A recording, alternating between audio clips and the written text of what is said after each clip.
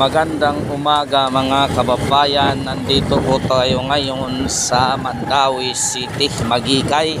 Ayan, yan at ay landmark na yan na bridge. Kung makakita ka dyan dito sa Mandawi, Magikay po yan.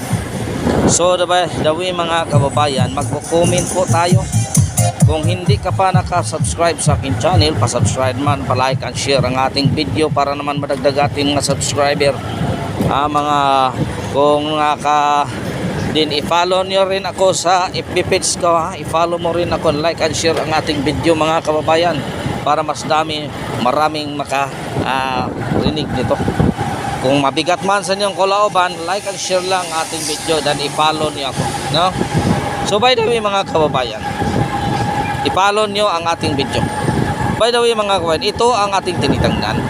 Nagsalita na si Inday Sara na yung tong Merkulis, yung Wednesday na nag-press conference siya, nagsalita na si Inday Sara mga kababayan tungkol sa pag-alis niya sa DepEd bilang sekretary. Kasi hindi niya kaya na ang budget ng DepEd kukunin na lang at ipamimigay kung saan na walang kabuluhan, walang patutunguhan. Dahil sa pasikat, ginagamit ang pera para siraan ang mga Duterte, siraan ang Duterte para sila pa rin, pamilya ang mamumuno pagkatapos ng 2028. Grabe talaga mga kababayan, no? Totoo pala siguro itong nangyari noon. Kagaya ngayon mga kababayan, noon sa panahon ni Marcos, maganda ang layunin ni Pangulong Marcos. Pero siguro may plano po ito, kaugnay din ito, kaugnay din ito sa pangyayari ngayon sa administrasyon ito. Ginagamit ang military, no, tingnan mo ang Davao, maraming military police para i-lockdown ang mga Duterte. Ngayon, noong panahon ng Marcos, same din. Siguro si Aquino, sikat din itong si Aquino, kaya i-lockdown din talaga ito si Aquino. Kaya gumawa si Aquino ng paraan, nag-underground siya para labanan ang administrasyong Marcos. Kaya nagkagitno may NPA. Kagaya ngayon mga kabayan, kung mamarapatin nyo, o tingnan mo, kung si Duterte gagawin niya ngayon ang mga masasamang paraan, siguro marami na nag-NPA, di ba? Marami na. Pero ayaw lang ni Duterte na magkaganoon, magwatak-watak ang Pilipino. Ayaw niya. Kaya nga hindi siya nagsalita kung ano man. Kung may salita siya, minsan lang. Kagaya nga niya siya nagsalita. Totoo yun talaga mga kababayan. Ang gusto ng mga Marcos na sila lang ang umikot-ikot sa isang circle na yan. Pagkatapos ng BBM, si Romualdez, pagkatapos ng Romualdez, si Sandro, pagkatapos yung mga si Aimee, kung sino lang ng mga Marcos, yun talaga ang plano nila. Kaya ganyan sila person, kahit ang peral, kaya umalis siya bilang Deputy Secretary kasi hindi na kaya. Nakiusap siya sa presidente pero hindi siya pinapakinggan. Yun ang totoo mga kababayan ngayon. Anong mangyayari?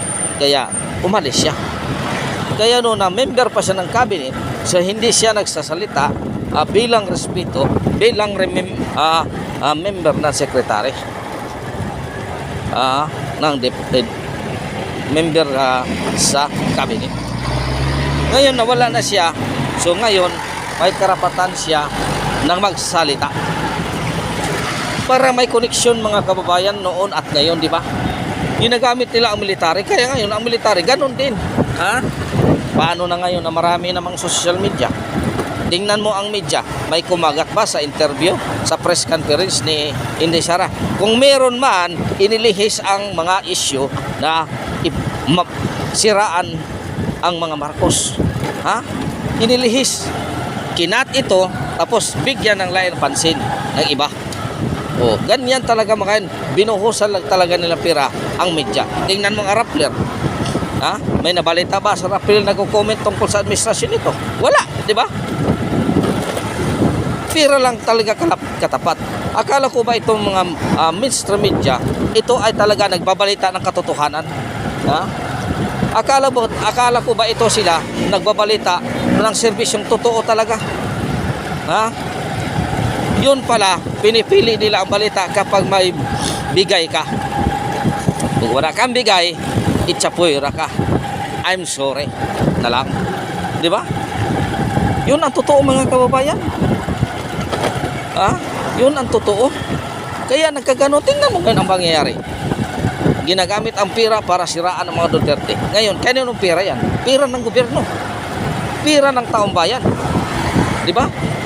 Pira ng taong bayan ang ginagamit para siraan ang mga Duterte. Ha? Yan ang totoo mga kababayan. Ngayon, ano na mangyari sa ating bayan? Di walang magawang project. Amay na yung nagawa. 5,500 flood control. Pero walang plan. Ha? Flood control, walang plan. Mga kababayan. Di ba? Yan ang katotohanan mga kababayan nangyari sa atin ngayon. Yan ang katotohanan. By the way mga kababayan, maraming salamat mga kababayan. Ipapagtuloy natin ito kasi parang traffic na. Oh, may basura talaga dapat gabi ito kukunin. Ha? Dito sa Davao, doon sa Davao, gabi talaga pag araw wala ka makikitang basura doon. Naglalakad. So by the way, maraming salamat sa suporta.